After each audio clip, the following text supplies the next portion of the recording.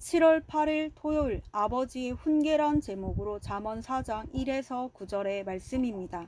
사랑의 하나님 감사합니다. 한 주간도 우리를 지켜주시고 오늘도 말씀으로 찾아오셔서 또한 우리에게 말씀 묵상의 시간을 주시니 감사합니다.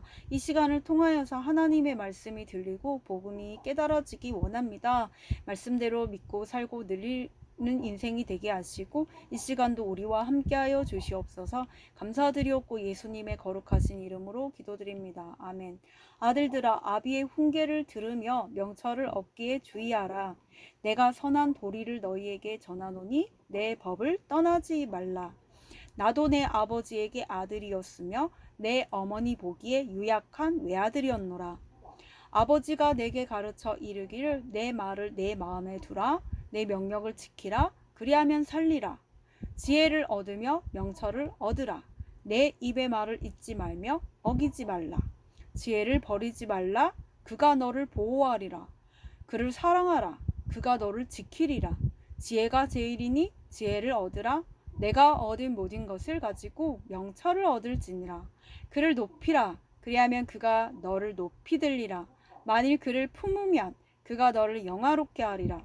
그가 아름다운 관을 내 머리에 두겠고 영화로운 면류관을 내게 주리라 하셨느니라. 아멘. 도움말입니다. 주의하다는 관심을 집중하여 기울이다라는 의미입니다. 도리는 배움을 통해 얻은 지식으로 학식을 말합니다.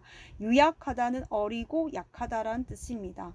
본문 요약입니다. 솔로몬은 아들들에게 아비의 훈계를 듣고 그 법을 떠나지 말라고 명령합니다. 자기 아버지도 자기에게 아비의 명령을 지키면 살리라고 말씀하셨다고 합니다. 아버지는 또한 지혜를 사랑하고 높이면 지혜가 그를 지키고 높이리라고 가르치셨음을 알려줍니다.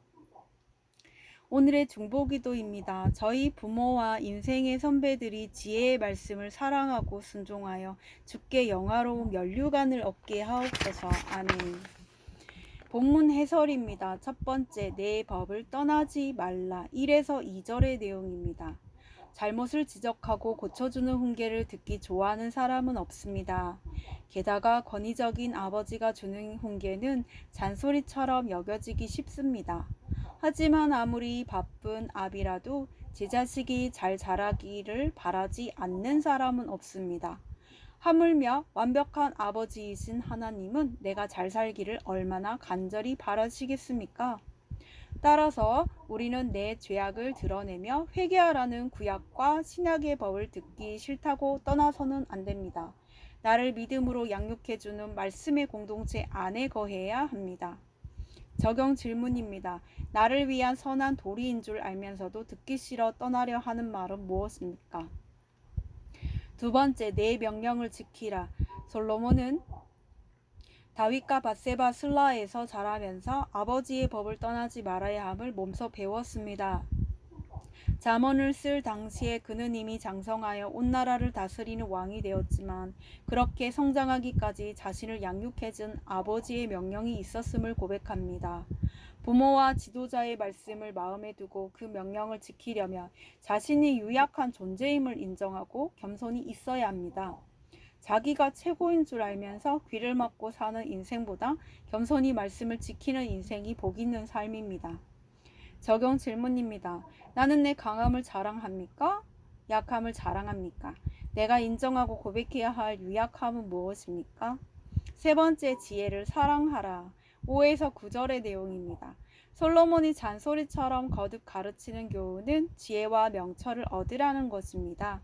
이 시대는 객관적인 지혜와 명철을 따르기보다 내 주관대로 하는 것이 마땅하다고 가르칩니다. 하지만 그 결과는 가정의 해체와 개인의 소외입니다. 자기만 높이려다 공동체가 붕괴되고 맙니다. 따라서 내가 사랑하며 추구해야 할 대상은 내 생각과 감정이 아니라 하나님이 말씀하시는 지혜와 명철입니다.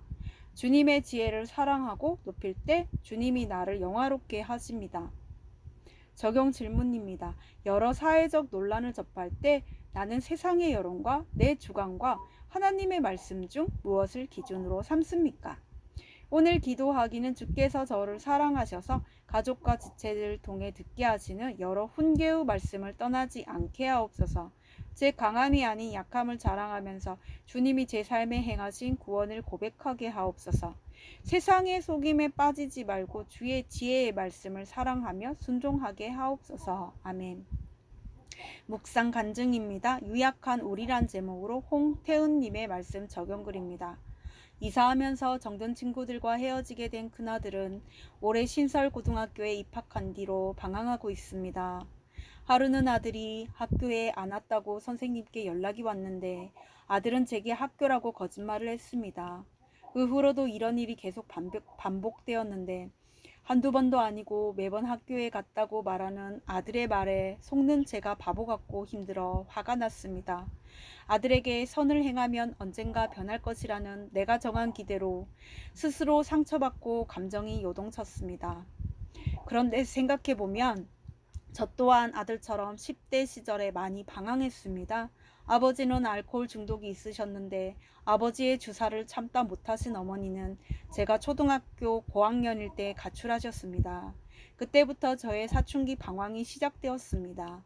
저는 충동적인 성향으로 변했고 부모님에 대한 반감과 애정결핍으로 인한 자기애적 집착으로 사람에게 의존했습니다. 그러다 의지하던 이들에게 거절감을 느낄 때면 저의 모습은 보지 못하고 내 기준만 맞다고 외치며 살았습니다.